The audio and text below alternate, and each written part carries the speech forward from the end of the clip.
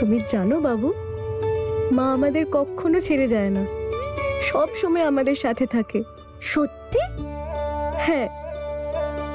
তুমি জানো কোথায়? এখানে, আমাদের মনে।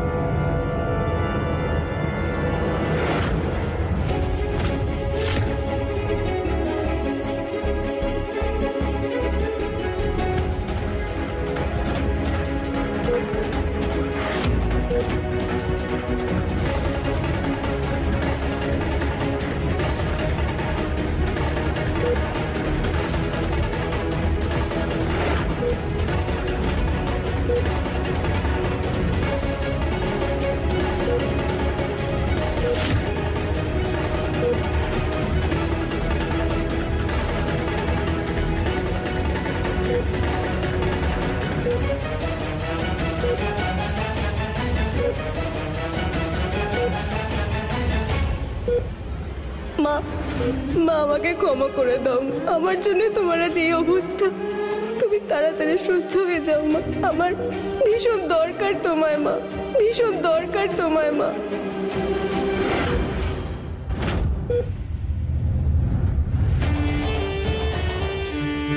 উনি এখন কেমন আছেন শোভন? কিছু জানতে পারলে?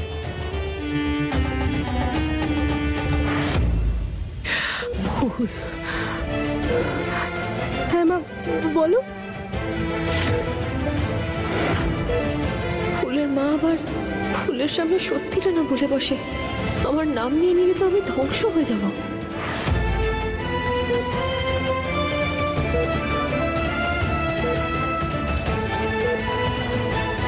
মা, কি করছেন আপনি? প্লিজ ওনাকে কথা বলবেন না। আপনি বাইরে যান আর পেশেন্টকে বিশ্রাম নিতে দিন।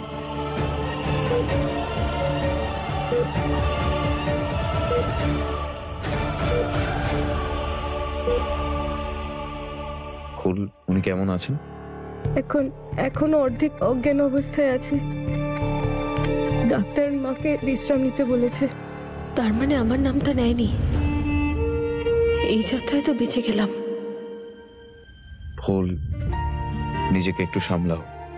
একটা তো ভালো হলো যে ওনার জ্ঞান এসেছে, কিন্তু পুরোপুরি সুস্থ হতে তো একটু সময় লাগবেই।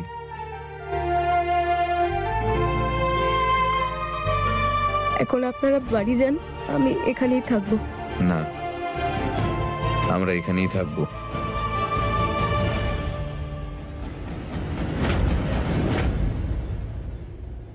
দিদিমণি, ওই এখানে সবাই তো রাতে থাকতে পারবেন না, তাই আপনি বাড়ি যান, কাল না হয় আসবেন। না না জয়তী, এই কেমন কথা বলছো তুমি? আমি ফুলকে এখানে একা ছেড়ে কি করে যেতে পারি বলো? তুমি যাও।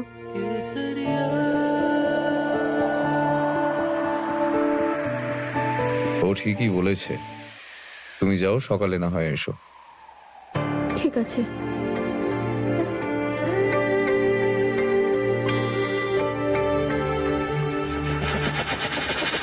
ভগবানের অশেষ কৃপা যে ফুলের মা ওকে এখনো কিছু বলেনি।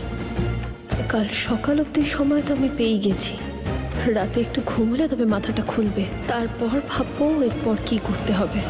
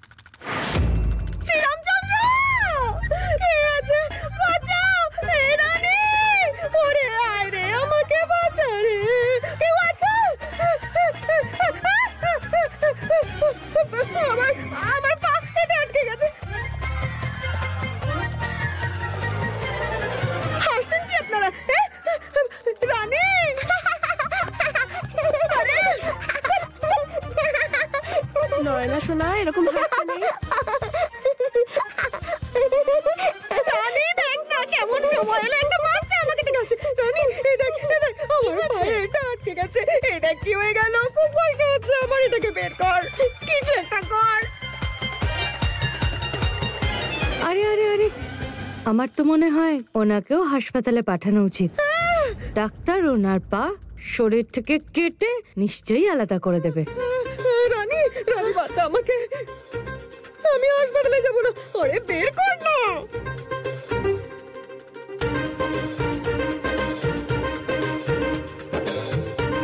রামচন্দ্র, দেখুন আপনার ভক্তের কি অবস্থা। হ্যাঁ, মানুষের সাথে সাথে এই খেলনাটাও হাসছে। সর, সর সামনে থেকে, সর।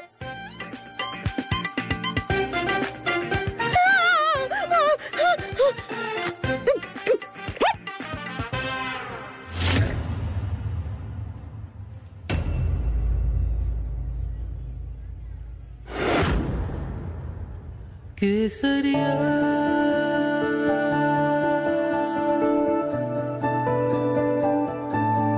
केसरिया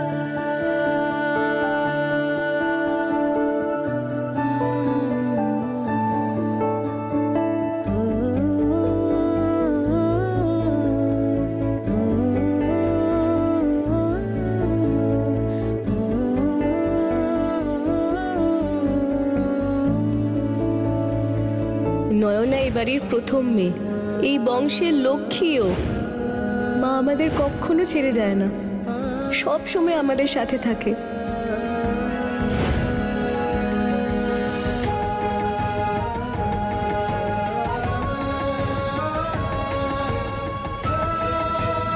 সত্যি এই মেয়েটাকে কোনোভাবেই বুঝে ওঠা যাচ্ছে না। ওই মেয়েটির সঙ্গে দীপিকা এবং নয়নার সঙ্গে যাওয়া করলো, তার দ্বারা এই প্রমাণ হয় যে মেয়েটি ভালোবাসতে জানে আর অন্যের পরোয়া করে। আর তারপর অন্যদিকে ওর মিথ্যে, ওর স্বপ্ন, ওর সিক্রেট। তোমার আসল পরিচয় কি ফুল?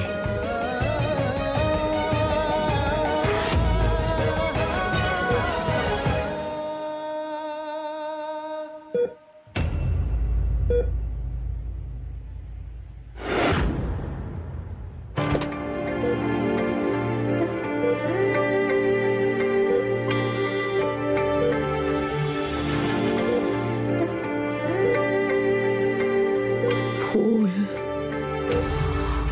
তোর আর দোষ কোথায় ফুল?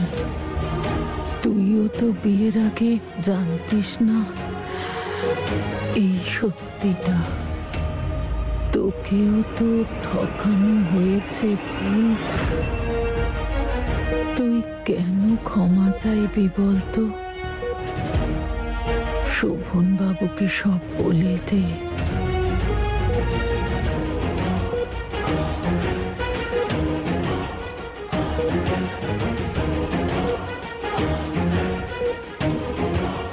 ঠকিয়েছে? কে ঠকিয়েছে? এই কথার অর্থ কি?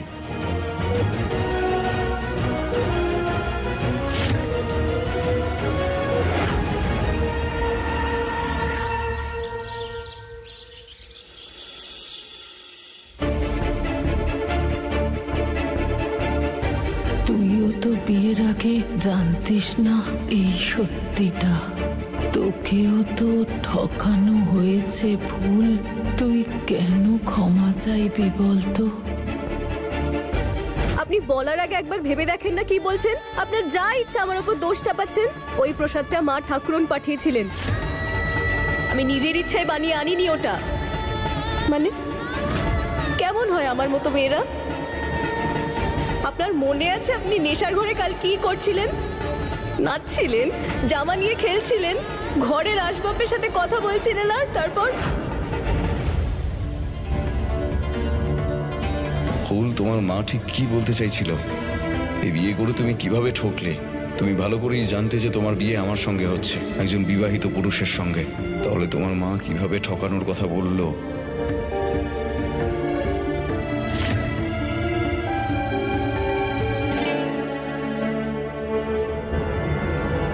কি হয়েছে শোভন?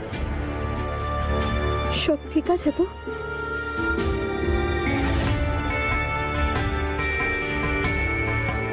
তোমার মনে যা আছে তুমি আমাকে বলতে পারো। ফুলের মায়ের শরীর এখন ঠিক আছে তো? এখন ঠিক আছেন, এখন ঠিক আছেন। কিছুক্ষণের জন্য জ্ঞানও ফিরেছিল। উনি আমাকে কিছু একটা বললো যেটা বুঝতে পারিনি। উনি বললেন যে ফুল নাকি এই বিয়েটা করে ঠকেছে।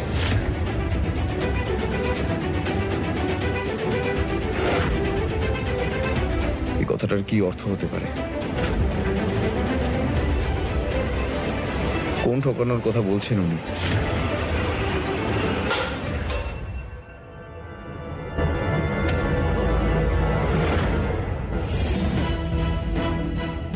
মা,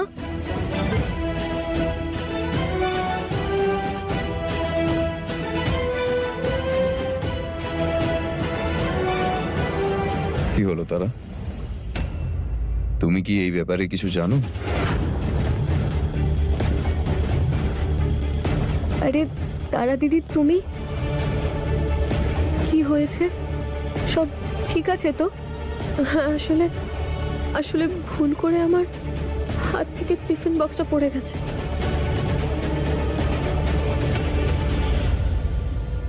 আরে পাটা সরান না, মেঝেতে খাবার পড়ে আছে দেখতে পাচ্ছেন, ঠাকুর পাপ দেবে তো।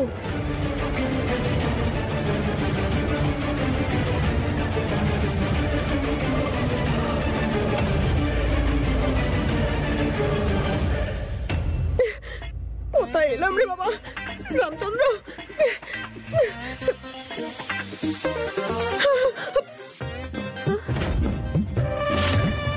ওরে দেখ না রে, ওরা আমাকে হাসপাতালে নিয়ে গিয়ে পা কাটিয়ে দেবে। দেখুন বেয়ান, আমি হাসপাতালে যাব না, এটা বের করেই ছাড়বো আমি। দেখুন বেয়ান, হ্যাঁ আমার কথা শুনুন। হ্যাঁ, এই যে আপনি অন্যদের ব্যাপারে ইচ্ছে করে নাক গলান না, এটা সেই পাপেরই ফল। কিন্তু আপনি ভয় পাবেন না, আমরা হাসপাতালে নিয়ে যাব না। হ্যাঁ সত্যি সত্যি বলছেন? আপনার দিব্যি? না না না, নিয়ে যাব না আপনাকে হাসপাতালে, কারণ আমি একজন বিশেষ মানুষকে আপনার জন্য এখানেই ডেকে নিয়েছি। হে রামচন্দ্র, কি হবে এবার? বাঁচান, এই মহিলা তো আপনার এই ভক্তের পা কাটিয়ে দেওয়ালে টাঙিয়ে রাখবে।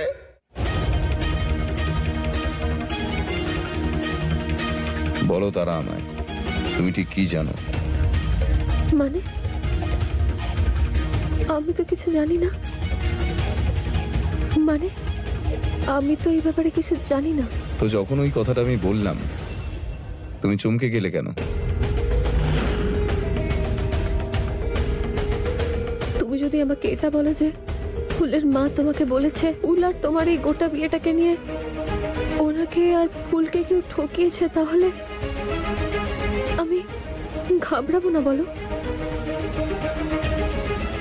ফুলের সম্পর্ক শুধু তোমার সঙ্গেই নয়, আমার সাথেও তো আছে।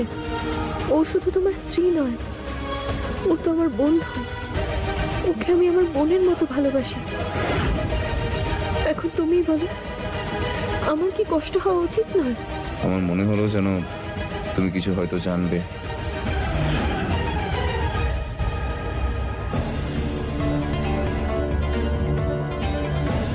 আরে ওরা কোথায় গেল?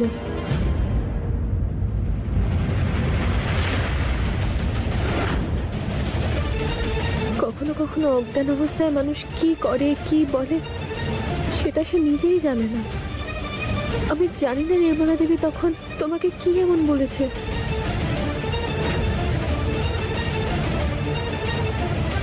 কিন্তু এমনও তো হতে পারে শোভন যে নিজের মায়ের মন রাখার জন্য হয়তো ফুলই ওনাকে এমন কিছু একটা বলেছে। হ্যাঁ মানে ফুল ওর মায়ের সাথে একটু ঝগড়া করেছিল, তাই আমার মনে হয় যে ওনার সেই রাগটা দূর করার জন্য ফুল হয়তো ওনাকে এই কথাগুলো বলেছে।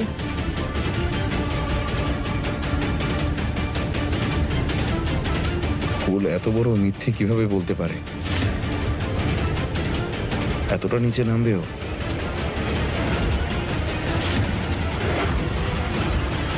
এক্সকিউজ মি, শুনছেন? আপনার মায়ের জ্ঞান ফিরেছে।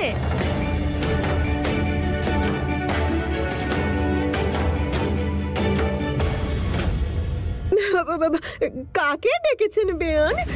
আপনাকে আমার দিব্যি সারা জীবন না পা খুঁড়িয়ে চলবো, কিন্তু পা কাউকে দেখাবো না। অন্যদের পায়ে নুপুর বাজে, আমার পায়ে বাজবে ঘটি। আমাকে আরে বেয়ান, কেন চিন্তা করছেন আপনি? সামলান নিজেকে। আপনাকে ঠিক করা তো খুব দরকার, আর সেটা তো করেই ছাড়বো। ছন্দ, হ্যাঁ যা ডেকে নিয়ে আয়। এই জি, দাঁড়াও দাঁড়াও বলছি। সোনা মা আমার বাঁচা।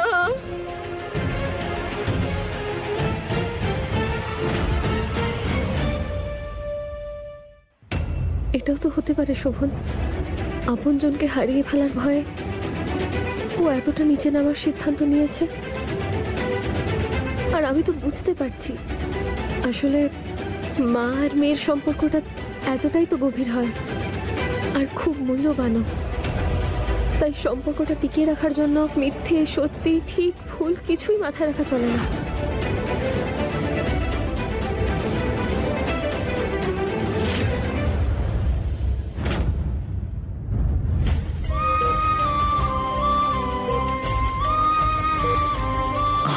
ভুল, তুই ঠিক আছিস তো? মা, তুমি ঠিক আছো? এই অবস্থা তুমি আমার চিন্তা করছো? আমি ঠিক আছি, তুমি বিশ্রাম না। ঈশ্বরের অসীম কৃপা, এনার অবস্থা আগের থেকে অনেক ভালো। খুব তাড়াতাড়ি উনি সুস্থ হবেন।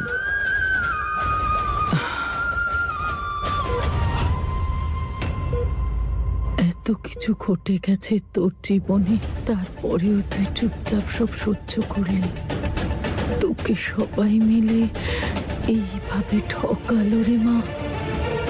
তোর জীবনটা শেষ হয়ে গেল, তাও তুই কাউকে কিচ্ছু বললি না, সব সহ্য করলি।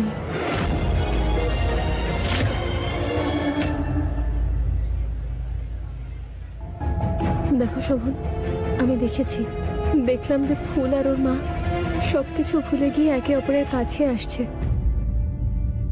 হয়তো এই জন্যই তোমাকে ও মিথ্যে কথা বলেছে।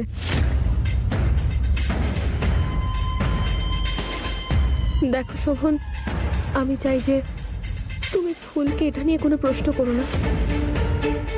বেচারি মেয়েটা এমনিতেও খুব খারাপ সময়ের মধ্যে দিয়ে যাচ্ছে, নিশ্চয়ই কোনো কারণ আছে ওর মায়ের কাছ থেকে এই বিয়ের সত্যিটা লুকোনোর পেছনে। আর এখন যদি তুমি ওর কাছে প্রশ্ন করতে যাও বা ওকে যদি উল্টোপাল্টা কোনো কথা বলে বসো, হতে পারে সেই কথাটার প্রভাব ওর মায়ের শরীরের ওপর পড়লো।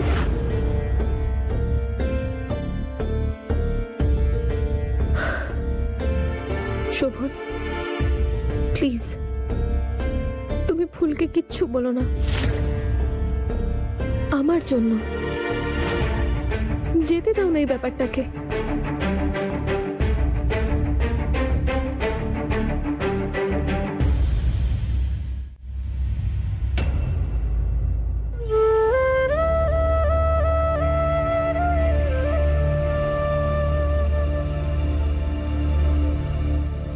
আশা করছি আমার কথা শোভন খুব ভালো করে বুঝতে পেরেছে, আর হয়তো কখনো এই বিয়ের ব্যাপারে ও ফুলের সঙ্গে কোনো কথা বলবে না।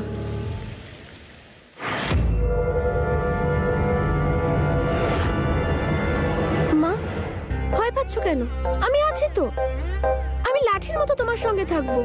চুপ কর রে গাধা, আমার পা তো ঘটি থেকে বের করতে পারলো না, সে হবে কিনা লাঠি। দেখ, আমাকে বাঁচা, নয়তো লাঠি হয়ে তো চামড়া গুটিয়ে দেবো।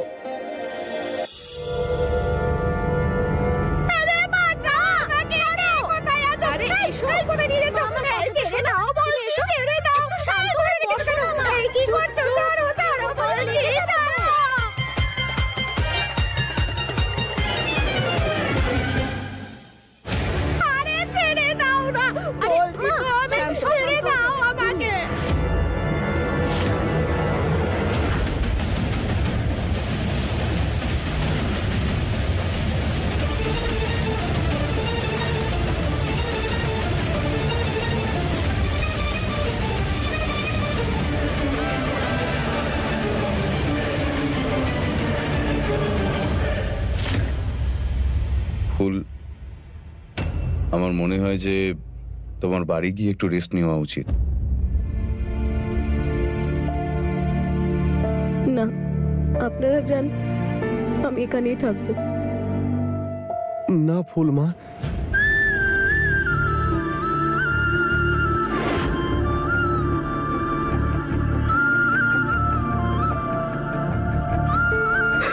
আরে আরে আরে মা মা মা, চিন্তা করিস না মা, সব ঠিক হয়ে যাবে।